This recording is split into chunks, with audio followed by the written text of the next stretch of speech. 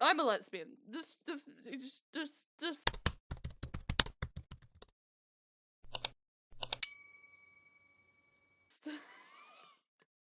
Just take this with a whole heart. Because I don't know what I'm doing.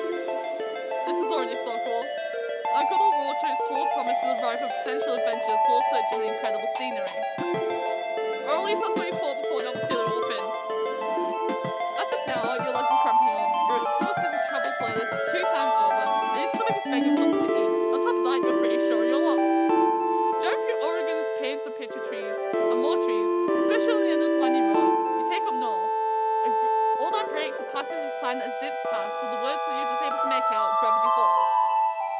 A road continues on the giant redwoods looming on both sides. You find yourself anticipating something, because as you drive on, you can feel it. Something strange is bound to happen here. Something weird. And it happens. Your car picks up speed. The change comes out of nowhere, you quickly put your foot on the brakes, but horrifyingly, the car seems to be driving on its own willpower. Try to stay calm despite the panic welling in your chest. You pull the emergency brake, only to find the car resists and keeps moving forward. It's like something's pulling on. The car begins to rattle, the wheels screech against control, and you're screaming until... Oh, we're at the mystery shack. The smoke. Why is there smoke? You cough and fumble to the door, and then shut the lock. Just before the door wrenched outwards from your grasp, something lands on your shoulder. A hand. Are you alright? Oh my god! A man stands on your open car door. His hand on your shoulder leads you to a hill, and you pull the flashlight from its cord, shining into your eyes. 2 blinks, and he lets your chin go. His eyes start off the rest of you, look for injuries. Still stunned. All you do is watch. What's your name? Oh no. Chat, do I put my name in? Do I put my name in? Unstamp for hands, forward for short. I would shake your hand, but I feel like shake it up enough as it is. You seem fine as far as I can tell, but you shouldn't head back there anytime soon. I don't know if you're driving such a hurry. You're being after his flame and voice calls from inside the house. Point, Dexter. This might not be one of your experiments again. I've had this way rebuilt too many times too. The other voice walks out of the house and stops slack-jawed at the sight of a car inside. You're guessing his house. You must have hit your head earlier because I couldn't swear you would see double. Sweet Moses, Ford, you've done it this time. What? This has nothing to do with me. It's testing back the good then. Ah, that must have been I suppose it's entirely my fault. I'm incredibly sorry. Oh god. We could cry, we could reassure yourself. Reassure him, I think. And show why you're reassuring the mystery man who read your car. You give an awkward shrug. That will make sense. It's alright. Oh my god, I can't believe I'm playing this game. No, I must have done something wrong. Or why mix up perhaps or the potentium monitor. I'm too dumb for big words. Let's talk about the other mistakes, Sixer. Fucking hell. Oh, right. Hey, look, it's fine, alright. Sure, there's a dent in the hood from the shack signage. A crack in the windshield that looks for an anomalous triangle. But I'm sure she'll still run. Oh god, what's Bill got to do with this? You try to start the car up, it splutters, but ultimately nothing happens. You feel like crying. Oh. Well, let's call a tow truck for this unfortunate soul here and forget I'll take care of it. You sure it's cheaper to tow yourself, Sixer? Get that magnet gun out again. No, Stanley, I've got to fix this. What? You fixed this mess? I figured out a few alien vehicles in my time. Nah, you're kidding me. It takes some sort of miracle worker to bring this baby back to life. And this miracle worker is on vacation. Stanley, a moment. Ford clears his throat, shifting awkwardly in place. Seems like they finished their talk. He looks a bit nervous, and I'm scared. There are a few options. My brother Stanley could have drive you down this town and find a place to stay for the night, or you could stay the night here. We have some maps and information you can look at the gift shop, and in the morning we can help you with the car. What do you say? As you're about to answer, a both high-pitched voice comes from inside the house. Grunkle sat in picture the whole week. Oh my gosh! Mabel! Oh, I love Mabel. She's so sweet. A girl runs out the house, comes to the hole inside your car. Oh, great. Come forward. Why is it that everyone automatically thinks is I'm at fault? Fair enough. Well, this time it is my fault. My revived Caspian stays for the night. If they'd like, I'm sure I can fix this. I just have to figure out how.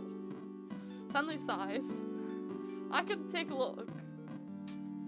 Being on vacation is pretty boring, and the old Stanmobile hasn't needed a tune-up yet, so it wouldn't be too bad to work on something in the meantime.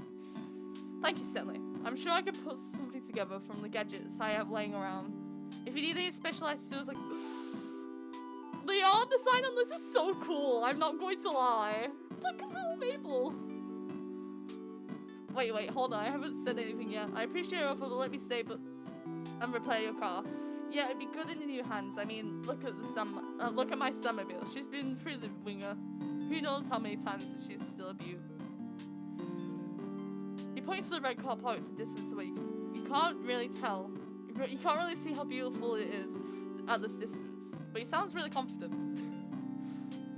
To be fair, Stanley always sounds confident. What this turn of events is... Why would we why fortress? I guess, like, I'm gonna put fortress because it isn't much suspicious now we know that it was Stanford messing around with his fucking magnet gun. Free repairs, free lodging, there's no better deal to be found. If things don't work out, the town probably has some auto repair shop you can head instead. Well, I accept the thanks for the help. My apologies again, what an embarrassment. I must have made such an elementary mistake. Sorry. As the Pines lay due inside the house, Mabel leaves her number for the phone to call whenever. You find out Ford's twin goes by Stan. Oh, okay, yeah. Obviously. Hello, Stanley. This part of the house, this part's of the house, but outside the door's a mystery shack. Hey, have you ever been to a mystery shack before? I went to, actually. I saw a bumper sticker while I was on the road and got cute. You're into a very loud triumphant hat. Those bumper stickers are good investment. Sixer says they're too plain and graphically simplistic. Of course he would. And don't even have an address for Stanley. How is everyone going to support find this place to attract your customers? Sixer, did you hear that? Well, they are graphically simplistic. I don't know what they found the place, let alone for what is a mystery shack was compelling. I kind of liked it. See? I kind of liked it. Hey, I like you, Caspian. How about I give you a tour sometime tomorrow? Regular price. Tomorrow? Then I'll have to screen some of the get to know you questions today. Caspian, can I tell you? Tell me capybara, yes or no? I quite like capybaras! At the moment, a boy passes the hallway for a door. Ford calls out to him. Oh, Dipper. Dipper, my boy. I'm surprised you didn't see him run out and see the crime. Crime? What crime? I have an alibi. I sweat. Oh, you have someone with you. Hey, I'm not suspicious at all. Did you guys see the car inside the shack, though? For a second, I thought the Manitors were back in the grunge. Yes, about that, Dipper. I meet Caspian. I stranded that car by accident. I can't believe I'm playing as myself. I can't believe I'm playing as myself when doing this. They're staying here for the time being. Sorry, stranded their car here. You crashed it? Yeah, the S in the shack fell on it and everything. The windows are cracked. One window, the windshield, and Caspian was lucky to make it out alive. They were fine. No injuries, thankfully. The magnet was rather safe despite never having been tested for a non-formal setting. Yeesh. Did she not, like, take safety precautions or anything? Actually, the irony of the situation is that I was trying to install a safety precaution. That is kind of funny. Hey, if you two are gonna do your nerd talk, I'm gonna get Caspian set up. I don't mind having nerd talk. I love being a nerd. Mabel, sweetie, why don't you show Caspian around? Let's stay in the strawberry room. That's still empty, right? I'll make it empty. Returning to the storage room, Mabel showed you earlier. You find an air mattress waiting for you, and more pillows and sheets as summer night warrants. Oh, okay. You wait till the weak glare of sunlight streaming through the small high window on the wall. You can't remember your room having this kind of feature, or any hotel or motel room for that matter. And yesterday comes crashing back to you. You glance at the time. Sorry. You glance at the time to see that you've slept into the afternoon. Experience the accident must have left you kind of tired out. Despite having been assured yesterday and evening, you were free to anything in the fridge. You still feel like imposing the Pines family and trying to prepare a polite guest breakfast as you can. You wash your dishes in the sink before you leave. And just as you're about to exit the kitchen, you bump into Ford. Oh, excuse you. Yes, from yesterday, of course. For a good solid moment, Ford regards you as an awkward silence. I guess this is. Focus is wrong. I believe Stanley's taking a look at your car outside. If you want to be there for him, you give a nod and make him leave. Then make to leave for the real sign was both feet up again. And Caspian, I'm sorry again for the accident. It must have been. If I'd been smarter about, well, let's just say entirely my fault. You shouldn't worry about this at all. It comes down, and when it comes down to it, Stanley does his knack for cars. I predict you'll be back on the road in a matter of weeks. Weeks. You can't keep the dismay off your face. You can't really bring yourself to try to either. What am I going to do with weeks? Thought he's gone kind of uncomfortable and closes off your face. Fell recovers at the prospect of a question he can answer. Well, there's the town to tour, of course. Well, there's the town to tour, of course, and the mystery shack. And but if you ask me, the pales in comparison to. Hold on, do you hear that? Ford turns to the kitchen doorway to investigate. It sounds like sounds comes again anytime you hear it. As well, a squeal of a pig followed by a pair of quick footsteps running downstairs. Waddle tumbles past the open door kitchen doorway, and Mabel comes to view soon after, a few sheets of paper clutched in her hands. Oh no, what is going on? Ford steps quickly out of the kitchen, following the doorway, and you follow to the doorway, getting there just in time to see a apparent tug of war between Mabel and her pig over a saliva-covered sheet of paper. The paper rips after nearly toppling backwards.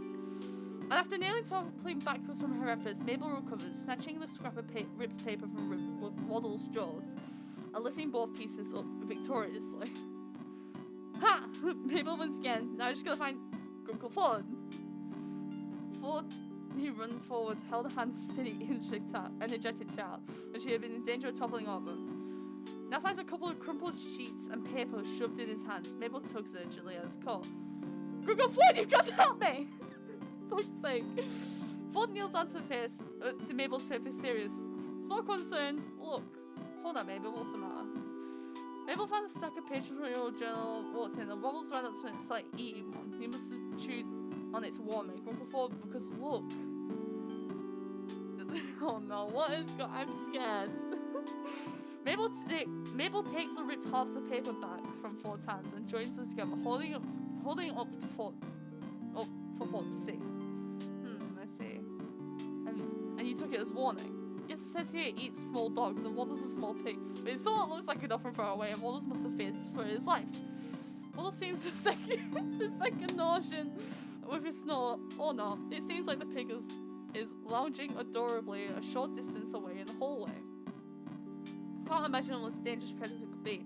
Some kind of wolf, something bigger. You suddenly not scared to say anymore.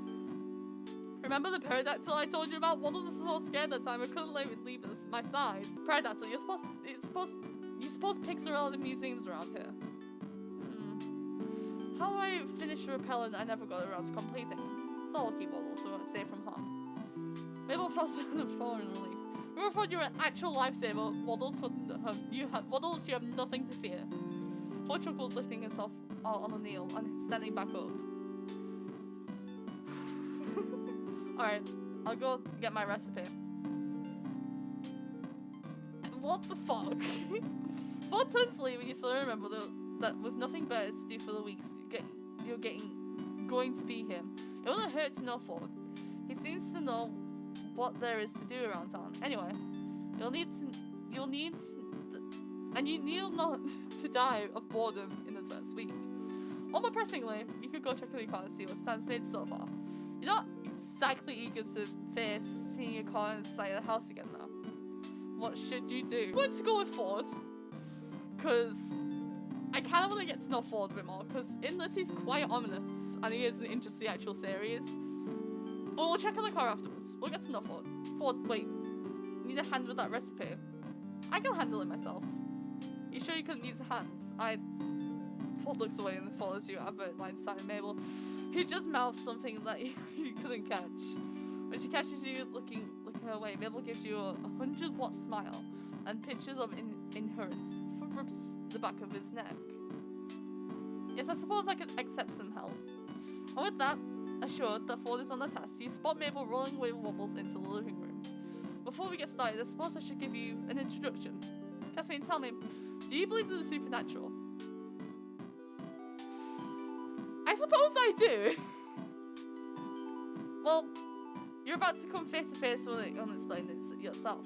See, gravity falls into some quiet, unassuming backwater town. Much more lurks below its surface. Ford pockets a crumpled journal paper and gestures you to join him as he walked. You do so and follow him through to the living room into the gift shop. For example, you must have heard Mabel mention a pterodactyl. Pterodactyl. I always say pterodactyl because it fucking has a P in it, and I do it even when I'm not reading it. Pterodactyl. Most say none would exist in the living world today, but I say not if you know where to look. Ford reaches under the cashier counter and retrieves a packet of vintage-looking gum. Expecting it for a moment before slipping in his pocket, he turns and looks around. He looks around in thought. Hold on to my explanations for the moment. I need to retrieve some more supplies. Ford ushers you out the gift shop entrance and you find yourself outside the shack and shuts the door behind you. Okay. Turn and try to peer through the window. Respect my privacy has clearly got business in the gift shop. What do I do? What do I do? I'm going to try and peer through the window. The gas is staying, nothing sunlight hitting the obscures the fissure room. You catch a grey and tan blurry figure that must be Ford out the far wall. You lean too close and step back before a conspicuous handprint on the window pane. When you look back in it, Ford is gone. You turn back around, you're going to stand there until Ford returns. Not too long later, the door opens behind you and Ford joins you outside looking no different than before. He must have stood whatever surprise he went to retrieve in his coat. But the trench coat falls too naturally on his figure for him to be hiding much. What the fuck was he doing with gum? Wait. Yes. Ford pulls a pen and pad paper from his coat, rocking as he writes. That sounds like Ford. Just as you're about to head out, he stops and smacks his hands to his face. Oh shoot, 1 second. Ford hurries back in the house, realizes he's got one important component to his venture, a butterfly net. Before you get a chance to ask, he strides out ahead of you, obviously in no mind to tell you what it's for quite yet. To be fair, Ford's always been quite I guess quiet and to himself. The pair of you walk past the shack and down a well-worn path and trees surrounding the house, sunlight peeking between the pines. He double checks whatever he scribbled onto the paper and tucks it back into one of the coat's seemingly infinite pockets. He stops and turns to face you with a definitive nod.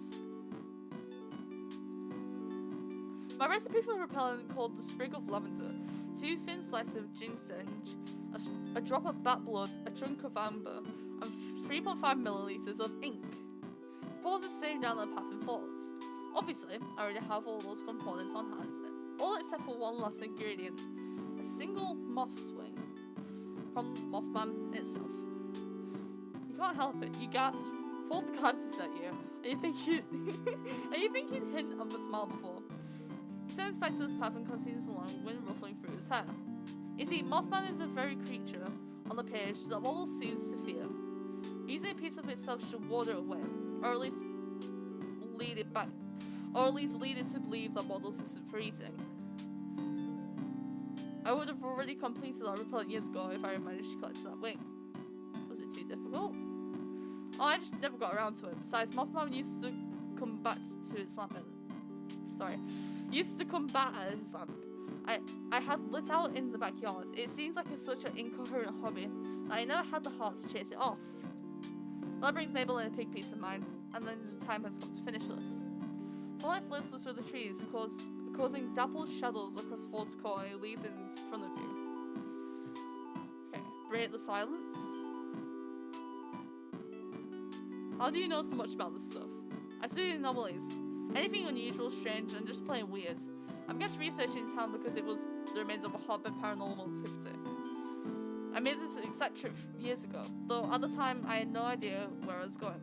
It was a dumb luck that I managed to tail Mothman back to his cave in my backyard. Navigating the forest by moonlight is poetic, but not advisable. I made plenty of other discoveries as well, from fairies to gnomes to amalgams of creatures who were never meant to cross to wait. Ford reaches in his pocket and pulls out slightly crumpled pages Mabel had pushed into his hand earlier, smoothing them out and shuffling through them. Take a look at these. They're more definite proof than just my word. You accept the pages from him and find that they scanned pages from some sort of journal, like just a Mabel say, which is a journal probably behind me.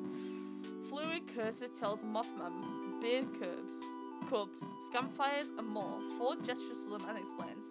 I detailed my discoveries in a series of research journals, the remaining pages at least. I wonder why Stanley was keeping these. Must have got pretty... Okay, drew these. Were there any creatures? Were any of these creatures in the journal? You must have got up to some pretty crazy stuff back then. You drew these? Yes, of course. Who else? Oh god. Oh, I could just insult him. That's just me. It's so photorealistic. My work now is far better, but I appreciate the compliment. Oh. Despite his understated words, Ford looks surprisingly whatever that said. I guess we'll walk in silence. Slowly Ford puts an arm out in caution, slowing his pace. You narrowly manage to not to collide into him, and take a quick glance around to see nothing. Look, there. You see what looks like to be a bundled up plaid shirt, moving along to the forest floor. Wait, is that a beaver tail? It looks like a platypus. Oh yes, what are you doing all the way out here? Don't you mean a platypus? Ford shakes his head with a grin. I meant what I said. It's platypus. It's a platypus. A platypus. That's gonna be so hard for me to say. I'm already struggling. Ford moves in the crouch, but it stays in a respectable distance, following small creatures. You watch him for a moment mimic his actions. Ford's giving the creature a big smile. At first it's kind of sin leaving Mabel a shock. You're a cute one, aren't you? It's one of my favourite patterns too. So I assume it's like a butterfly, but just not. I don't know. Ford motions you to move forward a little more, to the distance he's maintaining. If I was to rate the oddities I live in the forest on a scale from at least most annoying, these guys would get immunity. They have done nothing wrong, and I appreciate them for them. As the two of you watching quiet appreciation, the platypus ambles an underbush and vanishes from view. What a cute little guy. Oh. The two of you continue deeper into the forest. The foliage seems to dense now. You look through the treetops and glimpse of the sun, which has now dropped low in the sky. It has already got late when you left, but you hadn't thought Mothman would be this far out. Almost as though you read your mind, Ford answers for you. Mothman is rather reclusive as such lives deeper within the forest than bolder creatures like the gnomes. Are you alright?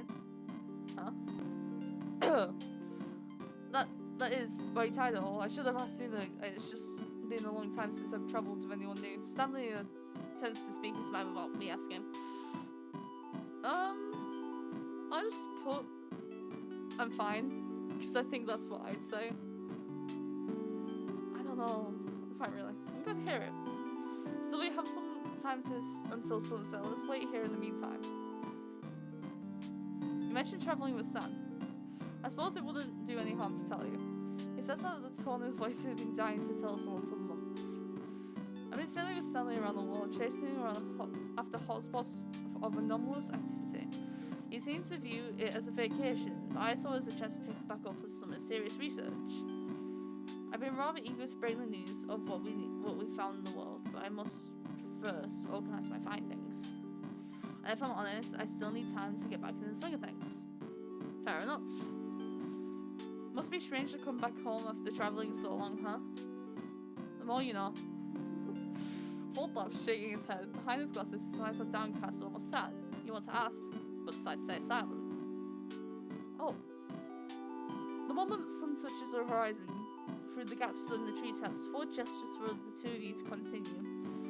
You haven't noticed, but you've been resting within short distance of a small clearing that holds a cylindrical stone maker.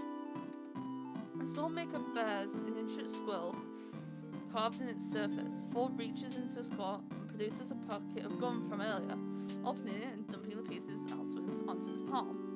What's gum? Like I said earlier, what's gum got to do with things? Gum? What the? What? I thought it'd be something to do with the experiment. I'll take a piece of gum. Unsure why you came all the way out here to unwrap gum in the sunset. You accept a stick of gum. Fawn puts the remaining gum in his coat breast pocket. He unwraps an empty gum packet to reveal that it hides a small piece of parchment folded up. Act of lining. He smooths it out against the stone, hold it under the deep orange light of the sunset. Step closer over Ford's shoulder. The parchment holds a detailed drawing of the swirls carved in the stone. Oh! Documenting every crack of the surface, you watch a golden cursive unfold itself onto the page, seemingly filled with the sunset's warm light. Ford reads out the word and they appear. Such a place for Mothman doth rest. Please do not disturb his nest. If kindness be something thou bereft. Ford lifts the parchment a little high to prevent the shadow from obscuring the rest of the line. Follow by nature and turn left. I think turn left. I think sarcasm, we press onwards. Oh, here we go, hello. Ford pauses in front of you, reaching his coat for something. Hold on, I have a flashlight in here somewhere. The cave has never received much natural light, you see, and he reaches further. You see a couple of dice, a pad of paper from earlier, a quill. He has some pocket work going in there too. You bet one of those caught in the pockets has a pen protector in it. There, here we are, at least. Allow me to. Darn out of batteries. Wait, I think I have one. You pull out your phone and turn on the flashlight. The light is small, but it does the job. Oh, you saved the high-tech, Caspian. I was about to pull out a matchbook. With your light guiding the way, you and Ford move further into the caves, which yawns wide around you. It isn't like until the silver and natural light of the entrance disappears that Ford speaks again.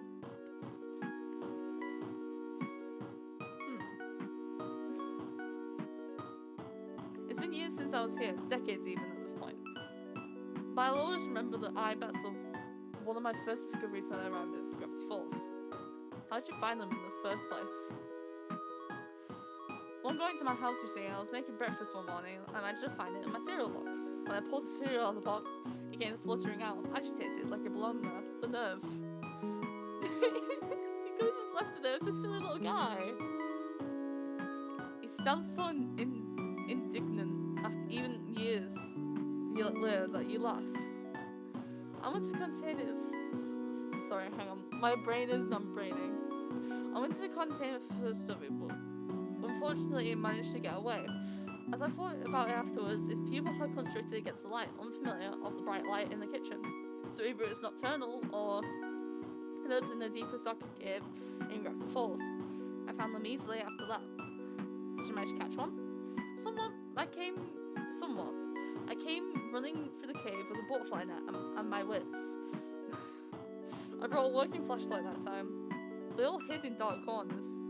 Once I turned my flashlight off, they flocked to me. I caught 18 of them that day. But it reminded me of the stealth uses of the rapid sound of clicking claws against the startled you. A shiver runs up your spine. The dark. Until I feel like Ford taps your shoulder and gestures for you to keep moving forwards.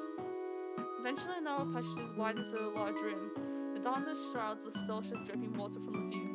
But as your eyes adjust, you squint to see a large, strange, winged shadow. A shadow with eyes that glow red in darkness like rubies. Your breath catches in your throat as the realization comes over to you. Ford is apparently fairly close to your room. You find when he speaks a few inches from your shoulder, you catch the shadow's arms swing around like a wide arc, like he's introducing you to. Because I'd like to meet the Mothman. Oh god. We're about to meet the Mothman, Chad. He whispers But even in the dark, you see him grinning excitedly at you. Ford looks between you and the Mothman, apparently hoping for a dramatic reaction. Your speechlessness seems to satisfy him. Don't worry, it hasn't noticed us yet. Here's the plan. You make contact with the Mothman, and I pulls out the butterfly net, a large lidded jar. Now where that one came from with its coat mysteriously is lost to you. We'll capture one, and 100 moths will comprise it. Wait, I get to touch the Mothman? The Mothman! You're heading in with butterfly net, seriously? It's a little dangerous. Can you do it? I'll take the net. Okay, yes, and it turns into 100 black moths. It's like experiencing a swarm of locusts, or whatever they're fucking called. I don't understand what they are. Surprising them when you're not expecting it. Remember, even just a light touch is enough. You steal yourself away waiting for the signal. He waves his hand to coax you forward, and then it's up to you to decide how to, well, make contact. When around, oh no. This is like, oh, what's it called? Undertale, but, I'm terrible at both. More portrait with stealth. You tiptoe towards Mothman, the memory falls for the dark, trying to channel your own skills. Of course, the moment you form the strength, decide to stop blessing to midnight boat you confuse the full moment of many more added her number to your fantasy. You must admit that comes from ringtone. Mothman turns into a creature. Before you can barrel it, the creature explodes into 100 moths, fluttering around you, getting stuck in your shirt, and skittering around your face, surrounding you in motley hell. Your task accomplished, Ford rushes to a large swarm of moths, maybe the butterfly net with a few unsuccessful swipes. He tries swatting the most aggressive ones away, but there are too many. Ford starts swatting those monsters with your bare hands. What do I do? Plus you and away from Ford.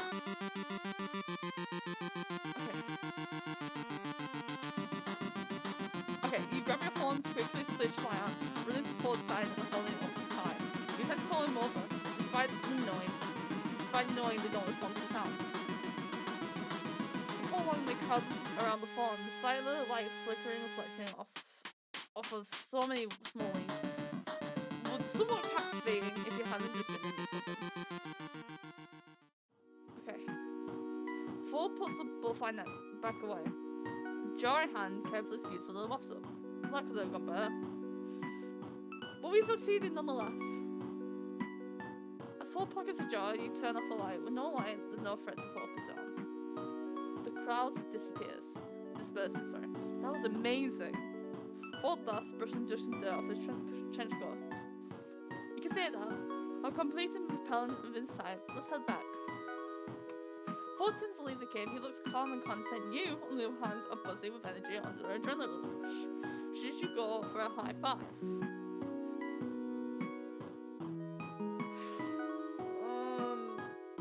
Yes, no. I'm trying to think. Does he take high fives? No. It's not really Ford's style, is it? When you and Ford finally reach the cave entrance, you find the forest that you'd left, and dying light is now awash with silver glow.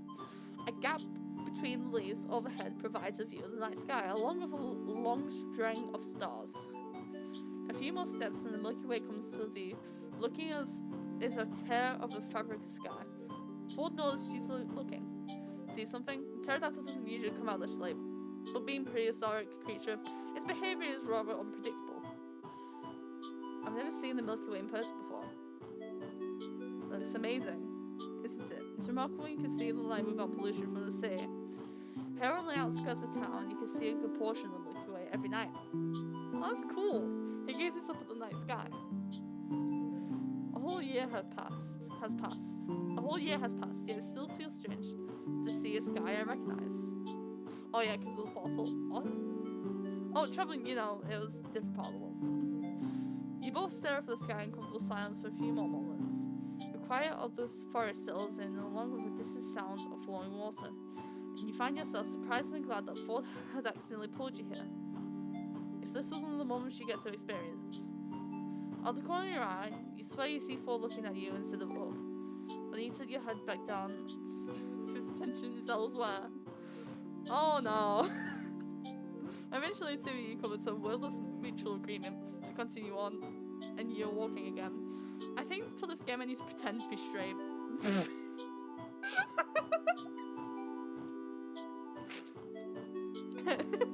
Oh, this isn't good. I will play along.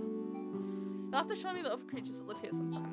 You're glad you said so when you look over the fine Ford looks positively surprised to hear it. His chest pulls out with pride. Of course. Maybe we'll even get to spot the bill. Fuck? Of course, maybe we'll even get to spot the hide behind or tag along with Dipper when he next visits the Multivia. The what? Ford taps his temple, grinning. You'll have to wait until I show you to find out. I'm holding you to that. We have some time left before we get back. If you look for another walk. You make a face because Ford looks back at you and laughs. We're not far, I promise. I just thought I might answer a few of your questions if you had any. Actually, I do have questions. You must stay in great shape if you do this all day. Ha, you know, actually, this sort of thing isn't part of exercise regimen. Ford turns around Snowmaker and towards the sound of the river, and sure enough, after a while, it comes into view. The moonlight illuminates the water as you walk along it. Whoa!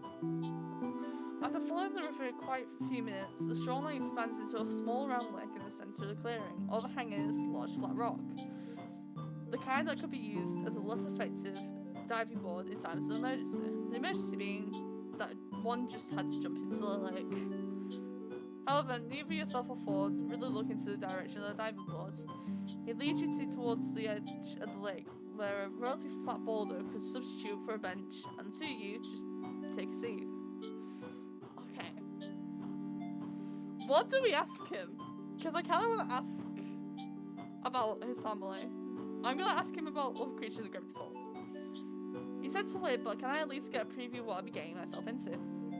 Not content to leave the discover yourself. Was anyone told you about the Gobblewonker? The what? You snort, taken aback by the name, but you compose yourself on Ford raises an eyebrow.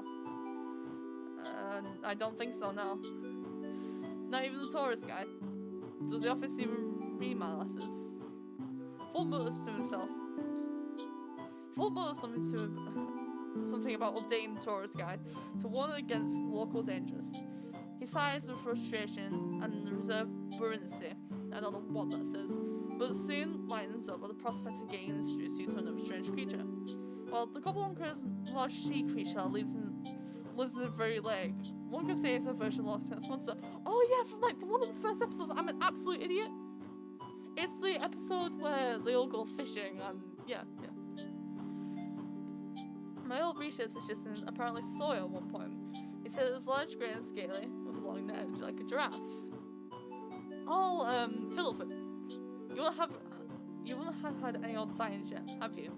It's only been 24 hours, but my only encounter with a stranger occurred shortly after my arrival as well. Last night. It felt silly, but I felt a little unsettled last night before I went to bed. Almost like I was being watched out in the hallway. Ah, that must be our unwanted guest. the decapitated head of wax figure Larry King. Ah, yes, I remember him. Just try to ignore it. I haven't been able to fish him out yet. Ask about his family. So, what's Mabel like? In short, a force can be reckoned with. She eradicates charm and positivity at its depths of determination. I can only guess that you'll find yourself most likely it's hard not to wake up one day and find yourself her friends. Perhaps you already are. It was a finger smootly you laugh. I don't doubt it. What's Dipper like? Dipper is very intelligent in many ways. He reminds me of me. Well, myself. Last summer he found the research journals I mentioned instead of overlooking them. He made impressive contributions of his own. He has since started his own journal and look forward to see where life will take him. He's made me prouder than I can say. Oh, who's Seuss? Ah, yeah, the panty hand, Seuss. Well, I'm still not sure exactly what Sten gave him the rights to conduct his business such act. So he spends his day giving out tours, selling merchandise, fooling the townsfolk, giving over some refunds and the like. I may not have been around to see the original Mystery Shack very often while Stan was still running it, but I believe Cease is doing the branding good. He is. What's Stan like? Stubborn, foolhardy, a liar and a cheapskate. I'm a true hero at least. All books out across the lake for. Caspian, I have to admit, I didn't want to take you with me earlier today. I thought I'd be walking myself in a social situation. So did you, to be honest. And you did well there. Not many tourists can handle the kind of task that just completed. This is potentially going to have a good day. This had the potential to have gone disastrously. I mean, a butterfly net against Mothman, easily a 3% success rate. Sometimes the more force speaks, the less reassured you feel after, until all that is left is distant unease. You smile and nod anyway. Until you sit, another moment of the quiet night air pleasantly chill around you until Ford again breaks it. You should head back now. I'm sure Mabel will want to hear we've been successful. As you and Ford leave the tree line, you see the bright light shining on the porch. You make out the faint outline of the kids' shadows as you run through the house and emerge into the exit window. And Mabel pushes it open, leaning out. Go Ford, finally, you took so long. I had time to cover waddles and macaroni. Oh no. Why would you do that? I have my reasons. Did you get the thing? Yes, and I'm coming inside so we can stop shouting. Caspian, come along. We have the pigs to save. Ford strides back into the shack and man on the mission. You grin and follow. But not before taking one last look at the night sky. Yeah, maybe your stay won't be too bad after all. Oh no. You give me dating takes, you're good at this.